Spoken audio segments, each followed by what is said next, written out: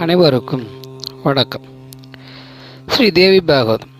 மகாவிஷ்ணுனுடைய சிரம் அறுந்துபட்டு போச்சு, இது மீண்டும் சேர்ப்பிக்கும் சுவாமி உயிர்பட்டு எழுவும் வழி என்னென்னு தேடிக்கொண்டிருக்கும் பொழுது பிரம்மதேவன் சொன்னார், அம்பாளை உபாசனம் பண்ணி அம்பாளை போற்றி புகழ்ந்தால் அவளுடைய அனுகிரகத்தினாலே இதை பெறலாம் அப்படின்னு சொன்னார். சொன்னதுமே தேவர்கள் வேதங்களை அழைத்தார்கள். வேதங்களை அழைத்ததுமே வேதங்கள் வந்து சேர்ந்து வேதங்கள் மூலமாக அம்பாளை புகழ்த்தி பாடும்படியாக சொன்னார்கள். வேதங்களும் அம்பாளை புகழ்ந்து பாடியது.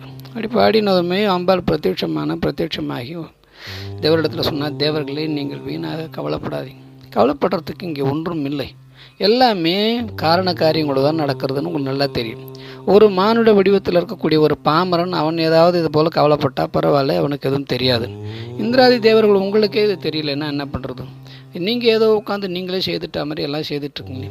இதெல்லாம் எங்களால் தான் நடந்தது. நான் செல்லாக உருவம் எடுத்து போகாமல் இருந்திருந்தால் அந்த நான் இருந்திருக்குமான்னு கேட்குறியே. செல்லாக உருவெடுத்து உள்ளே போகும்படியாகும் இந்த செல் என்கின்ற ஒன்று இந்த பூமியில் இந்த பிரம்மனால் படைக்கப்பட்டது என்கின்ற எண்ணத்தை இந்த க்ஷணத்தில் உனக்கு உருவாக்கி கொடுத்தது யார்? இந்திரனே ஒன்று புரிஞ்சுக்கோ, எந்த ஒரு விஷயமும் உனக்குள்ளே நீயாகவே தூற்று வச்சு நீயாகவே நடத்துகிற அப்படின்னாக்கா அப்போ உள்ளுக்குள்ளே இருக்கிற சக்திக்கு என்ன வேலை? உன்னை ஆட்டி படைக்கிற அல்லது உன்னை இயக்குகின்ற அந்த மகாசக்தி என்கின்ற ஒன்று இருந்ததுனால தானே, இருக்கிறதுனால தானே உன்னுடைய எல்லா செயல்பாடுகளும் எந்த ஒரு குறைவும் இல்லாமல் இருக்கும். ஆக உன்னை ஆட்டி படைக்கின்ற சக்தியாக நான் இருந்து கொண்டிருக்கும் போது நான் தான் இந்த செல்லாக போய் இப்படி நான் தான் அந்த நான்கயிறு அறுத்தேன்னு நீ பேசிகிட்டு இருக்கிறது சரியாக இருக்கா? இதெல்லாம் சரியில்லை. அது மட்டும் இல்லை, ஒரு நிச்சயமான உறுதியான ஒரு காரணம் ஒன்று இருக்குது. அந்த காரணத்தினால தான் இப்போ இந்த காரியம் நடந்திருக்கு. சரி, காரணத்தை சொல்கிறேன் கேளு. ஒரு முறை மகாலட்சுமியும் மகாவிஷ்ணுவும் தனிமையில் இருந்தார்கள். அப்படி தனிமையில் இருந்தபொழுது மகாலட்சுமி அலங்காரம் செய்து கொண்டிருந்தார். இந்த அலங்காரம் செய்து கொண்டிருக்கிற மகாலட்சுமியை பார்த்து மகாவிஷ்ணுவார் கொஞ்சம் ஏளனமாக சிரித்தார். அவர் ஏளனமாக சிரித்தார்னு அம்பாளுடைய பார்வையில், அதாவது மகாலட்சுமியினுடைய பார்வையில் அவர் ஏன் இப்படி ஏளனமாக சிரிக்கிறார் அப்படின்னு ஒரு ஏளனமாக சிரித்தாருன்னு பார்க்க, இந்த ஏளனமாக அவர் சிரிச்சுக்கிட்டே இருக்கிறத பார்க்கும்பொழுது மகாலட்சுமிக்கு உள்ளுக்குள்ளே ஒரு சில தாமச குணம் அப்படின்றது ஒன்று உருவாக ஆரம்பிச்சது. இது நல்லா கவனிங்க, அம்பாள் சொல்லிட்டு வர தாமச குணம்னு ஒன்று உருவாகுது. ஒரு பெண்ணிடத்தில் பார்த்தோம்னாக்கா தாமச குணமும் உண்டு, ராஜச குணமும் உண்டு, சாத்வீக குணமும் உண்டு. இது பெண்ணிடத்துலன்னு இல்லை, ஆணிடத்தில் கூட இது எல்லாமே உண்டு. அதே போல் ஒரு பெண்ணிடத்தில் இந்த தாமச குணம் வரும்பொழுது அவர்கள் என்ன பேசுகிறார்கள், எப்படி சிந்திக்கிறார்கள், எந்த விதத்தில் அவர்களுடைய கோபம் வெளிப்படுகிறதுன்னே தெரியாது. சில பெண்களிடத்தில் பார்த்தோம்னா ரொம்ப சாந்த சுரூபியாக இருக்கும், ஆனால் கோபம் வந்ததுன்னா அவங்க தூக்கி அடிக்கிற பொருள் என்னன்னே தெரியாது.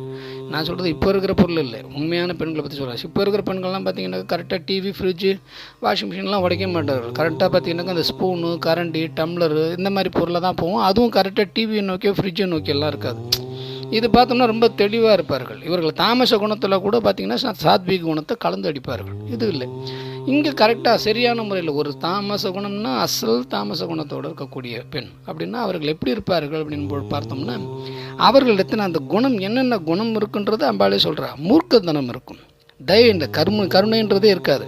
முறுக்குத்தன்மை இருக்கும், கருணை இல்லாத தன்மை இருக்கும், பேராசை இருக்கும், ஆகாரம் அதாவது சாப்பாடு அதிகமாக சாப்பிடக்கூடாதுன்ற எண்ணம் இருக்கும், பேசுகிறது எல்லாமே பார்த்து சாகசமான பேச்சாக இருக்கும், வாய்ஜாலம் நல்ல வாய்ஜாலம்லாம் நல்லா காட்டும். இதெல்லாம் வந்து பெண்களிடத்தில் உண்டாங்க. இது எல்லாமே ஆண்களிடத்துலையும் உண்டு, பெண்களிடத்தையும் உண்டு. ஆனால் என்னென்னா இது எல்லாம் அடக்கி வைக்கின்ற இந்த குணங்களுக்கு பேர் என்ன? தாமச குணம் அப்படின்னு பேர். அப்போ அம்பாள் சொல்கிறா, இந்த தாமச குணங்களை எல்லாம் இப்படியாக இந்த சில எண்ணங்கள்லாம் கொண்டிருக்கிற எண்ணம் திடீர்னு அம்பாளுக்கு தோணி போச்சு. அப்போ அந்த எண்ணம் தோன்றியதுனால, அந்த தாமச குணம் தோன்றியதுனாலே தான் என்ன பேசுகிறோம்னே தெரியாமல் அம்பாளுக்கு ஏற்கனவே இன்னொரு எண்ணம் ஒன்று வந்து இந்த கற்பனைகள் அதிகமாக போயிடுது. இவர் ஏளனமாக நம்மளை பார்த்து சிரிக்கிறான்னாக்கா அதுக்கு காரணம் நாம் பக்கத்தில் இன்னொருத்தர் இருக்காளே, அவ்வளோதான், அவள் ஏதாவது சொல்லியிருப்பா என்னை பற்றி. அப்போ என்னை பற்றி அவள் சொல்லியிருக்கிறத வச்சு இவர் வேணும்னே சிரிக்கிறார். அவள் மேலே இருக்கிற மோகத்தினால என்னை அவர் ரொம்ப அலட்சியம் நினச்சிட்டார் அப்படின்னு இதெல்லாம் ஏதோ ஒரு கற்பனையில் ஏதோ வாய் வார்த்தை வந்து தீரணுன்ற ஒரு கட்டாயம் இந்த காலத்தினுடைய கோலம் அப்படின்றதுனால மகாலட்சுமி என்ன பண்ணிட்டேன், என்னை பார்த்து ஏளனமாக சிரித்த உன்னுடைய தலை அறுபட்டு போகட்டும் அப்படின்னு சொல்லிட்டேன்.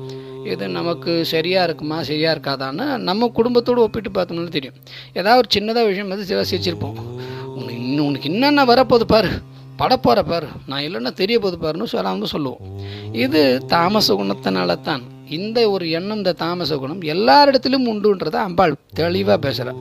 நாம் இதில் போய் ஆமாம் அம்பாள் அப்படி பேசுவாளா, இதுக்கு ஒரு சின்ன விஷயம் சிரிப்புக்கெல்லாம் இப்படி பேசுவாளான்னா நிச்சயமாக அதுக்கும் ஒரு காரணம் இருக்குது. காரணத்தை பார்ப்போமா?